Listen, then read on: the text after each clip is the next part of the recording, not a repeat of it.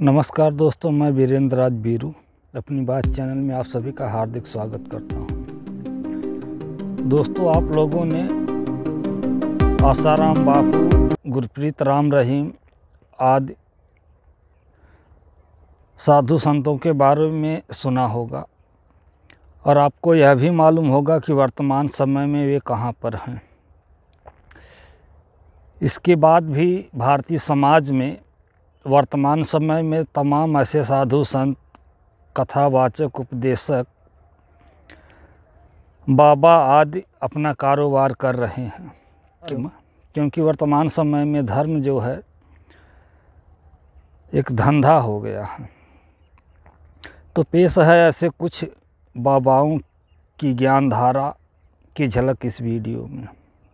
अब तक हम सबको यही मालूम था कि शंकर भगवान ने गणेश के धड़ पर हाथी का सिर लगाया था, लेकिन इन बाबा को सुनिए।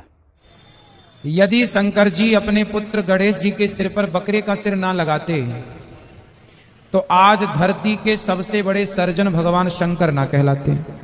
अब जरा आप लोग प्याज और लहसुन की उत्पत्ति के बारे में इन बाबाओं का ज्ञान सुनिए।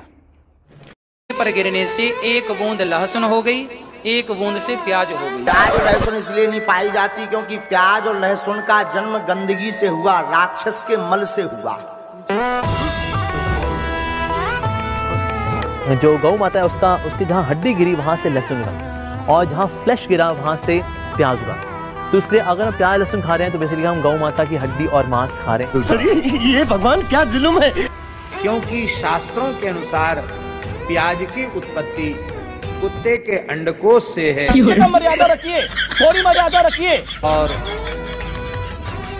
लहसुन की उत्पत्ति कुत्ते के नख। भाई श्रवण को राजा दशरथ ने नहीं, रावण ने मारा था। यकीन नहीं तो जरा इन बाबा को सुनिए। नख से छाती में लगा श्रवण की। अरे कहना क्या चाहते हो? माया से रावण वहां पहुंचा, दशरथ जी का शब्द भेदी बाण उठाया, उसने श्रवण की छाती पर मारा। जाएं तो बताइए। होशियार दोस्तों, अगर आपके घर में कोई देर तक सोता है तो उसे सोने दीजिए।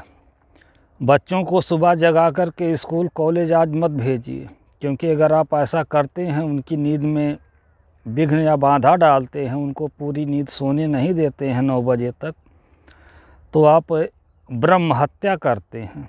यकीन नहीं तो सुन लीजिए इन बाबा को। बताई गई है उनमें एक ये भी ब्रह्म हत्या है। 4 ब्रह्म हत्याओं में कौन कौन से हैं कि निद्रा भंग, कथाच्छेद, दंपत्योर प्रीति भेदनम, शिशु मातृ वियोगश्च ब्रह्म हत्या समम स्मृत। क्योंकि जो बालक 9 बजे तक सोना चाहिए उसको माता जबरदस्ती झकझोर के 6 बजे उठा देती है। वो औंगता रहता है, उसके मुख में छप्पा मार देती है, जबरदस्ती उसको ड्रेस पहना देती है, कुछ मुख में ठूस देती है, उठा के गाड़ी में भर देती है, सामान की तरह। जाओ लल्लू पढ़ आओ। साथ में इन बाबा को भी सुन लेते हैं। उम्र उस समय 6 साल की थी सीता जी की। सीता जी की उम्र कितने साल की थी? 6 साल की। आप कहोगे महाराज क्या बोल रहे हो आप? अरे हम ठीक ही बोल रहे हैं, खराब गलत गड़बड़ बोल रहे हैं क्या? 6 साल की। हाँ, भगवान राम में और सीता जी में 9 वर्ष का अंतर। 14 साल तक भरत जी ने गाय के मूत्र से दलिया पका करके 14 साल तक खाया राम के वियोग में। भरत जी 14 साल तक क्या खाते थे? गौ मूत्र में दलिया पका करके खाते। बोल रहा हूं। और जो माताएं शिवलिंग को मलमल के धोती हैं, मलमल के घी लगाती हैं, मलमल करके दूध चढ़ाती हैं, पार्वती उन्हें विधवा होने का श्राप देती है। माताओं को शिवलिंग छूना नहीं चाहिए। भाई अब इन बाबा का सुन लीजिए।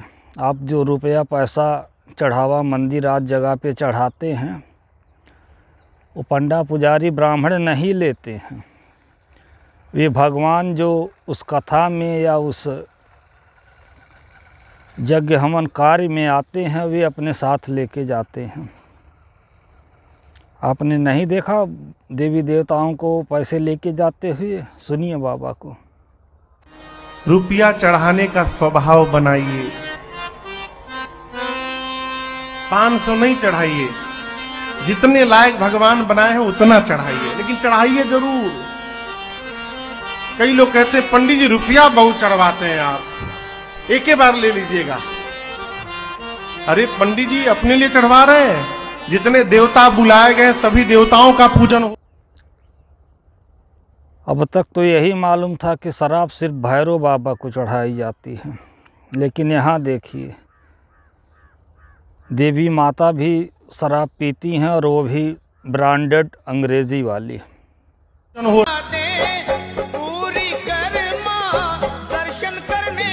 झाड़ू को लक्ष्मी की स्वरूपा माना गया। लक्ष्मी पूजा के दिन अभी अभी आप सभी ने लक्ष्मी पूजा के साथ में झाड़ू को भी पूजा किया होगा। आपने अपनी कथा वाचन को कमर्शियलाइज कर दिया है। अब आप एक इवेंट का 9 लाख 10 लाख रुपया लेती है, विच इज टू एक्सपेंसिव। नजर नहीं जाती है किसी की, और ये मेहनत की कमाई है, आप मेहनत कर रहे हो उस चीज की।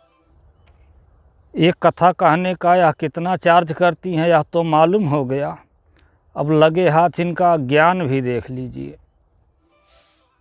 मोर कभी भी शारीरिक संभोग नहीं करता। उसे संतानें कैसे होती है? मोर रोते हैं, आंसू गिरते हैं, मोरनी उसे पीती है और फिर उसे संतान होती है। वो कभी भी शारीरिक संभोग नहीं करता।